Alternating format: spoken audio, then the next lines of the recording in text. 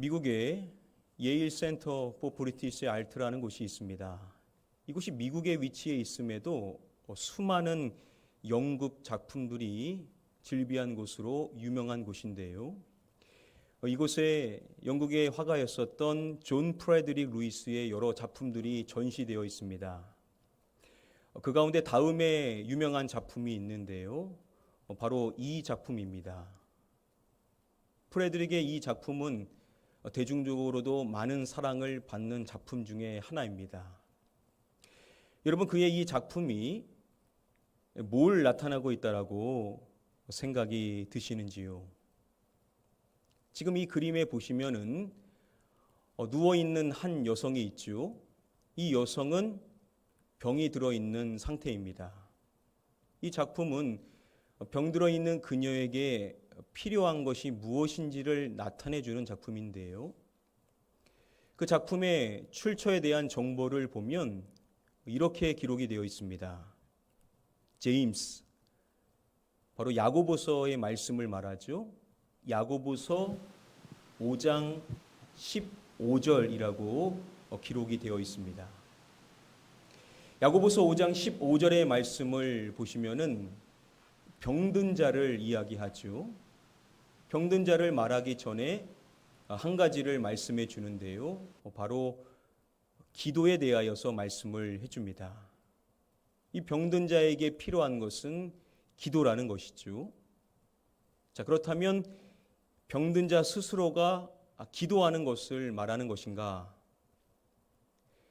앞절의 말씀을 보시면은 너희 중에 병든 자가 있느냐라고 말씀을 해주고 마지막에 그를 위하여 기도할지니라라고 말씀을 해줍니다.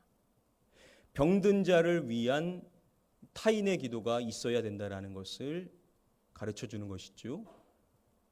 이어지는 15절에서 이야기하는 이 기도가 바로 병든 자를 위한 타인의 기도를 칭하는 것입니다. 그 기도에 대해서 이렇게 말씀을 해주는 것입니다. 기도는 병든 자를 구원하리니 주께서 그를 일으키시리라. 기도를 통하여서 주님께서 그 병든 자를 일으켜 주시는 구원의 은혜를 베풀어 주신다라는 것이죠. 바로 이 작품은 병든 자를 위한 타인의 기도를 통하여 그 병든 자가 구원받는 것에 대하여서 나타내주고 있는 작품인 것입니다. 자, 그런데 이 작품에서 이 다음의 여성을 한번 주목해 보시겠습니까? 어떠한 모습을 나타내주고 있는 것일까요? 이 그림에 대해서 해설해주는 한 내용을 보니까요, 턱을 괴고 있는 소녀의 표정에는 이것이 나타나는 것이다 라고 설명을 해줍니다. 바로 의심입니다. 기도한다고 정말 병이 나을까? 라는 의심을 가지고 있다라는 것이죠. 여러분, 야고보 사도가 기도에 대하여 이야기를 할 때 그냥 기도라고 말하지를 않습니다. 무엇의 기도라고 말씀을 해줍니까? 믿음을 말하죠. 기도는 믿음의 기도여야 한다라는 것입니다. 믿음의 기도여야 병든 자가 구원을 받을 수가 있다라는 것입니다. 미국에 톤 램프로라는 의사가 있습니다. 내셔널 지오그래픽 채널에서 그의 이야기가 소개된 적이 있었는데요. 1996년 가을에 일어났었던 일입니다. 어느 날 그가 목 뒤를 보는데 확인해 보니까 결절이 있는 것입니다. 얼마 후 또한 그가 팔 밑을 보게 되는데 거기에도 여러 개의 결절이 발견되어지게 된 것입니다. 심각성을 느끼고 병원에 가서 검사를 받게 되는데 팔 밑에 그 결절을 검사한 결과 안타깝게도 희귀 림프종이라는 진단이 내려지게 됩니다. 병원에서는 의사인 그에게 그냥 남은 시간을 즐기십시오 라고 이야기를 해 주었습니다.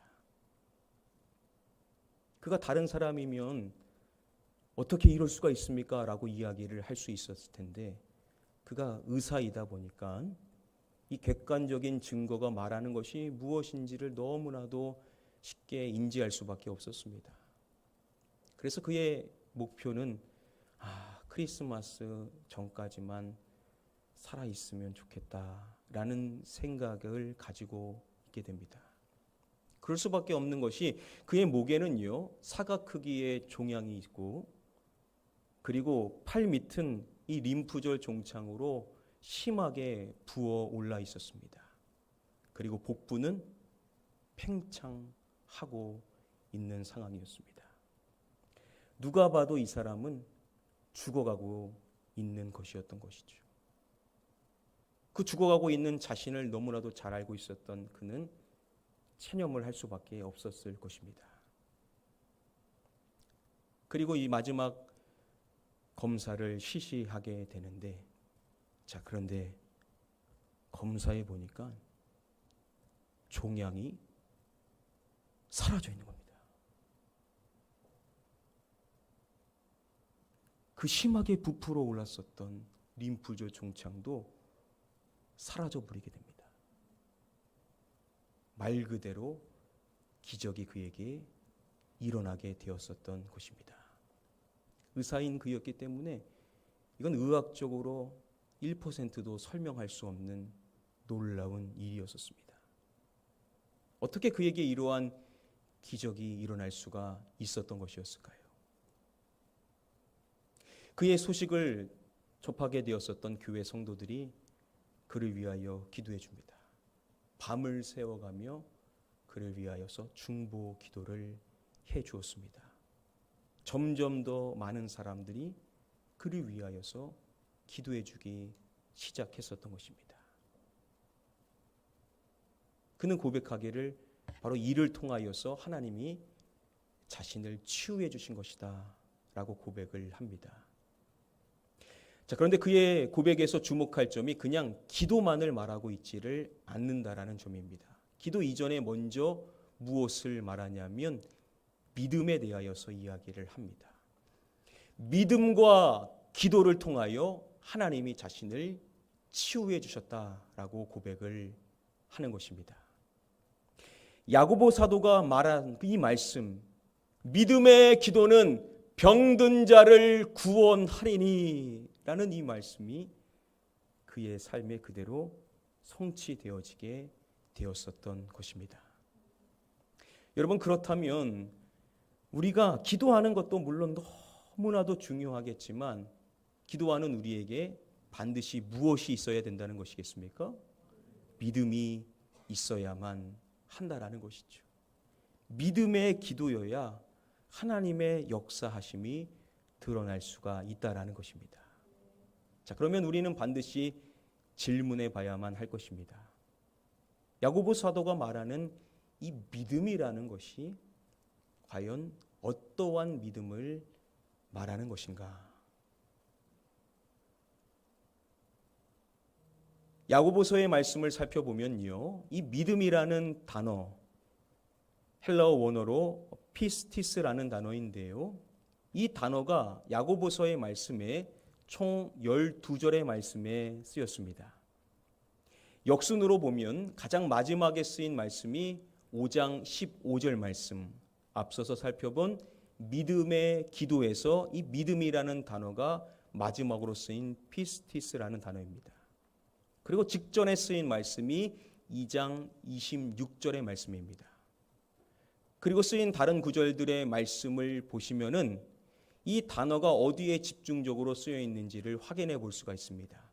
이 피스티스라는 단어가 2장의 말씀에 집중적으로 쓰여 있는 것입니다. 2장의 말씀에 9번 걸쳐서 이 피스티스라는 단어가 집중적으로 쓰여 있는 것이죠. 여러분, 그렇다면 5장 15절의 말씀에서 말하는 이 믿음이 무엇인지를 우리가 확인해 보려면 당연히 2장의 말씀에서 쓰인 믿음을 설명할 때 쓰인 그 내용을 우리가 반드시 살펴봐야만 할 것입니다. 직전에 쓰인 2장 26절 말씀, 우리 이 말씀을 함께 한 목소리로 읽어보도록 하겠습니다. 영혼 없는 몸이 죽은 것 같이 행함이 없는 믿음은 죽은 것이니라. 영혼이 없는 몸이 죽은 것 같이 무엇이 없는 믿음은 죽은 것이니라 라고 말씀하는 것입니다. 무엇이 없는 믿음을 말합니까? 행함이죠. 행함이 없는 믿음은 죽은 것이다 라고 야고보 사도가 말하는 것입니다. 야고보서 2장의 말씀에서 거듭 피스티스를 이야기할 때 그가 계속 강조하는 내용이 뭐냐? 바로 행함이 없는 믿음의 문제점입니다. 행함이 없는 믿음은 죽은 것이라는 거죠. 여러분, 그렇다면 그 믿음이 참된 믿음이라고 한다면 반드시 뭐가 있어야 된다는 것이겠습니까? 행함이 있어야만 한다라는 것이죠. 내가 가지고 있는 이 믿음이 진짜 믿음이라고 한다면 반드시 그 믿음의 내용과 관련된 삶으로 드러나는 행함의 모습이 반드시 드러나야만 한다라는 것입니다.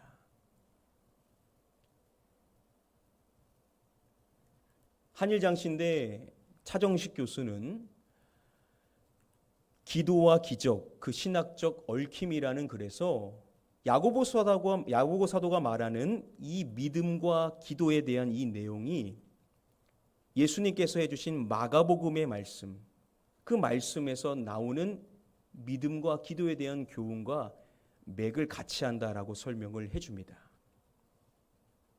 그러면서 차정식 교수는 마가복음의 말씀 가운데 마가복음 11장 24절의 말씀을 주목합니다. 바로 예수님께서 해주신 다음에 이 유명한 말씀이죠. 그러므로 내가 너희에게 말하노니 무엇이든지 기도하고 구하는 것은 받은 줄로 믿으라. 그리하면 너희에게 그대로 되리라. 예수님께서 말씀해 주시는 것입니다. 무엇이든지 기도하고 구한 것은 무엇한 줄로 믿으라 라고 말씀을 해 주십니다. 뭐한 줄로 믿으라 라고 말씀해 주시죠? 받은 줄로 믿으라. 그리하면 너희에게 그대로 되리라 라고 말씀을 해 주시는 것입니다. 여러분, 기도하는 우리에게 있어서 반드시 있어야 되는 믿음이 있다라고 한다면 그 믿음은 무엇이냐? 우리가 기도함으로 구한 그것을 받은 줄로 믿는 믿음이 있어야만 한다라는 것입니다. 여러분, 우리가 무엇인가를 기도했습니다. 그런데 그 구한 것을 정말 내가 받은 줄로 믿는다라고 한다면 그 믿음의 내용과 관련되어진 나의 삶 속에서 무엇인가 드러나는 행함이 반드시 있을 수밖에 없겠죠. 내가 무엇인가가 이루어졌을 때 보여줘야 된 그 행동이 기도하는 그 순간에 정말 내가 믿는다라고 한다면, 그걸 내가 정말 받은 줄로 믿는다라고 한다면 당연히 내 삶에서 드러날 수밖에 없는 행함의 모습이 있을 것이라는 것입니다.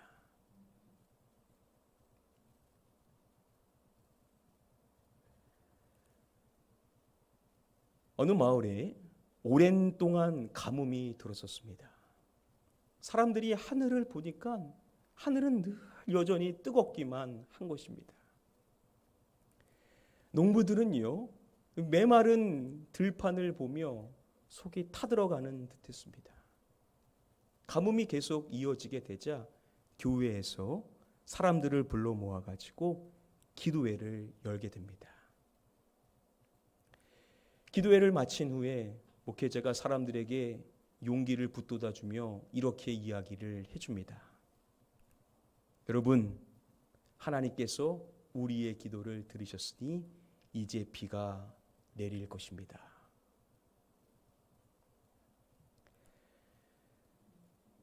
마을 사람들이 이제 집으로 돌아가기 위해서 밖으로 나갔었을 때 정말 기적처럼 비가 내리기 시작한 것입니다.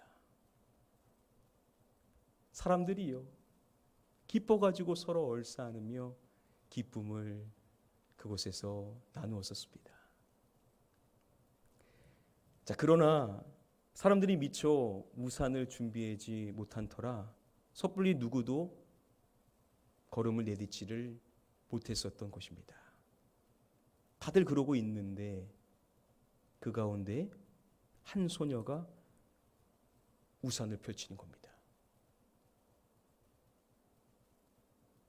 그 모습을 본 마을 사람 중 한 사람이 그 소녀에게 물었습니다. 얘야, 너는 어떻게 알고 우산을 가져온 거니? 일기예보에는 비 소식이 없었는데. 그러자 그 소녀가 이렇게 답을 하는 것입니다. 하나님께 비가 내리게 해달라고 기도하러 왔잖아요.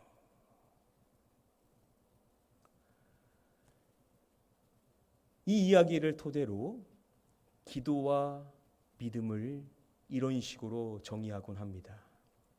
기도는 비를 구하는 것이고 믿음은 우산을 가지고 있는 것이다. 여러분, 우리가 기도를 할 때 하나님 비를 내려주십시오 라고 기도한다라고 생각해 보시기를 바랍니다. 그게 그냥 형식상 하는 기도라고 하면 모르겠지만 그 기도가 진짜 믿음이 있는 기도라고 한다면 우리에게 당연히 어떠한 모습이 드러나겠냐는 것이죠. 우리가 정말로 하나님이 우리의 기도를 들으시고 그 기도대로 일하실 것이라는 믿음이 있다라고 한다면 그 믿음으로 기도하는 그 사람의 모습에서 먼저 드러날 모습이 무엇이냐라는 것이죠. 당연히 우리는 우리 안에 우산을 안 가지고 올 수가 없다라는 겁니다. 왜냐? 하나님이 우리에게 그 기도를 허락하신 그 기도를 통하여 일하실 것이라면 당연히 우리 손에는 우산이 쥐어질 수 있을 수밖에 없다라는 것입니다. 우산이 없다? 아무 기대감 없이 그냥 기도할 뿐이라는 것이죠. 대부분의 사람들이 다 그렇게 기도를 한다라는 겁니다. 그런데 우리 주님이 하시는 말씀이 뭐냐면 기도하고 구하는 것은 무엇한 줄로 믿으라고요? 받은 줄로 믿는 그 믿음으로 기도하는 자가 되어야만 한다라는 겁니다. 이러한 기도는 어떠한 기도냐? 야고보 사도가 말하는 것처럼 우리의 삶으로 드러나는 행함으로 반드시 드러나게 되는 그 믿음에서 비롯된 기도여야 하나님의 역사하심이 있을 수가 있다라는 것입니다. 여러분, 그러면 우리가 열심히 기도하는 것도 물론 중요하겠지만 우리에게 먼저 있어야 될 것이 있다라고 한다면 바로 이러한 믿음이라는 것이죠. 우산을 가지고 있는 이러한 믿음이 있어야 우리의 기도를 통하여서 하나님이 일하실 수가 있다라는 것입니다. 자, 그러면 여러분, 도대체 우리는 어떻게 해야 이러한 믿음을 가질 수가 있는 것일까요?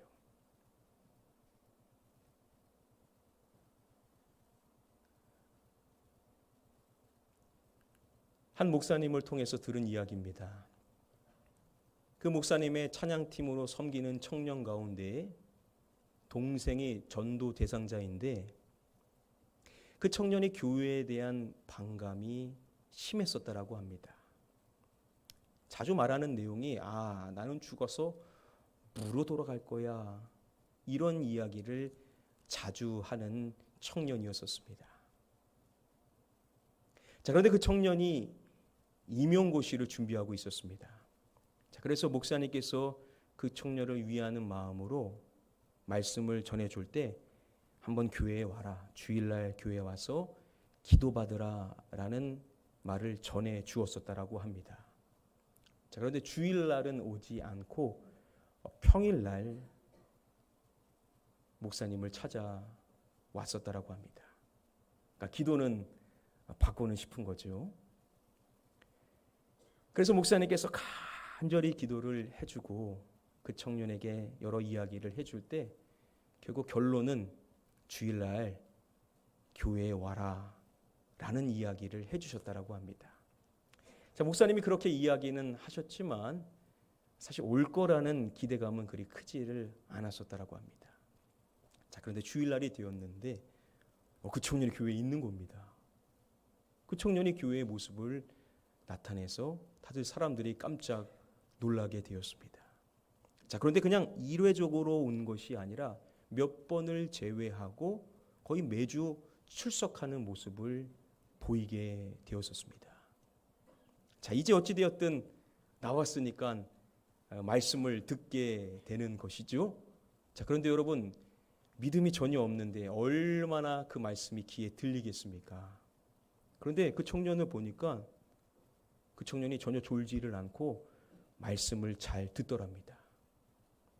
그렇게 한 주 한 주 예배하는 모습이 쌓이게 되어지는데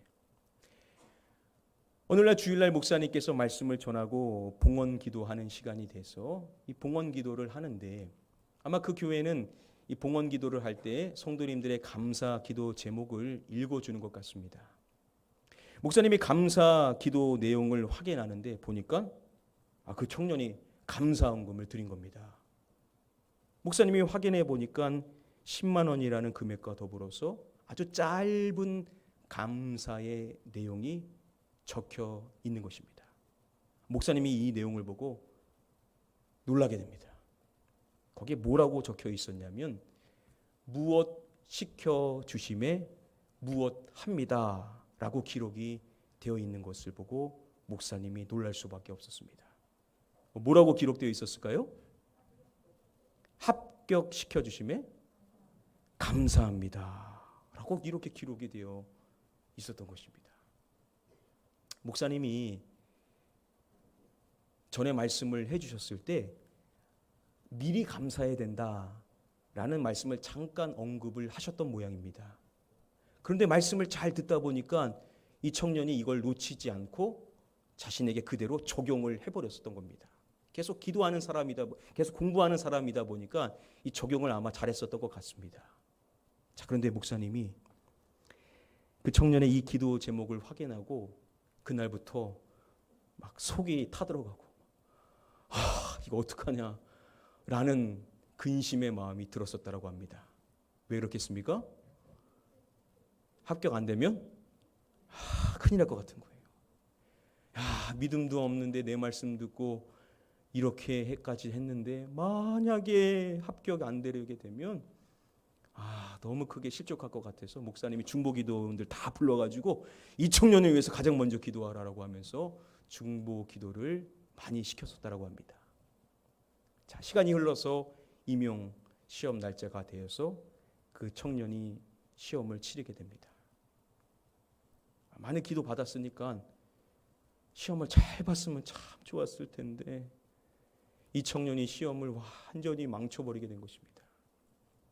이 시험이 2차 시험이었었는데 면접을 보는데 너무 긴장한 나머지 제대로 답변조차 하지를 못했었던 것입니다.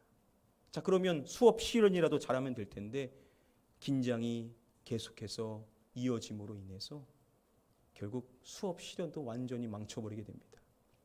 영어 관련 시험만 그럭저럭 봤는데 배점상 봤을 때 중요한 것은 면접하고 수업 실현 아닙니까? 그러니까 계산해 봤을 때 합격할 확률이 제로인 겁니다.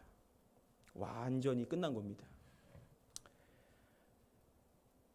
그리고 이제 합격 발표 날이 되게 되는데 목사님이 긴장하고 있는 상태 속에서 전화벨이 울리는 겁니다. 그 청년입니다. 얼마나 여러분 긴장됐겠습니까? 떨리는 마음으로 전화를 받았는데 첫 마디가 할렐루야! 라고 외치더라는 겁니다.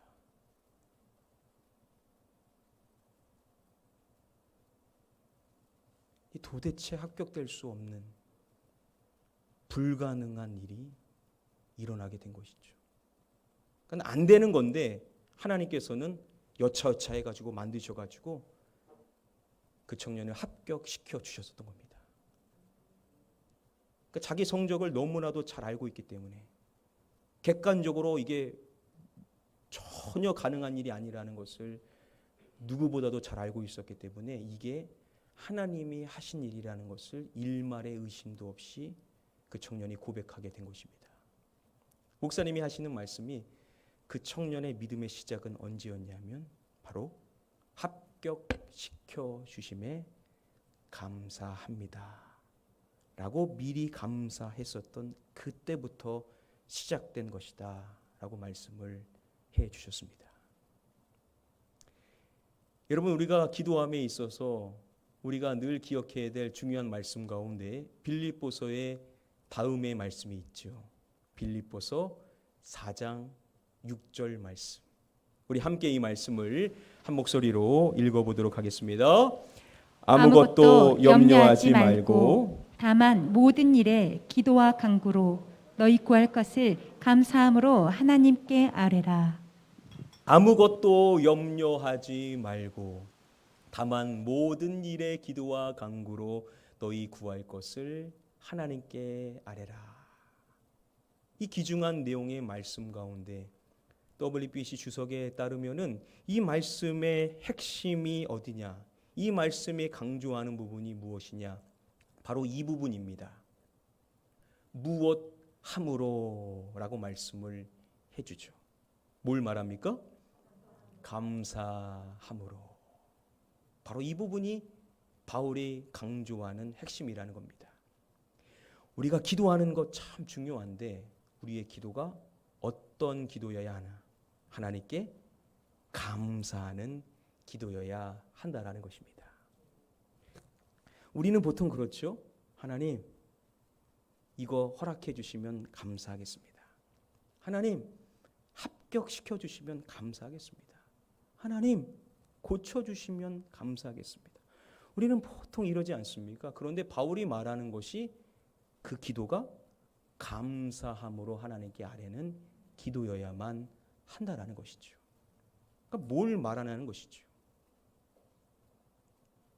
감사 전문가로 여겨지는 정강 목사님의 한 책에 따르면은요, 기도자를 두 부류로 나눠서 생각해 볼 수가 있습니다.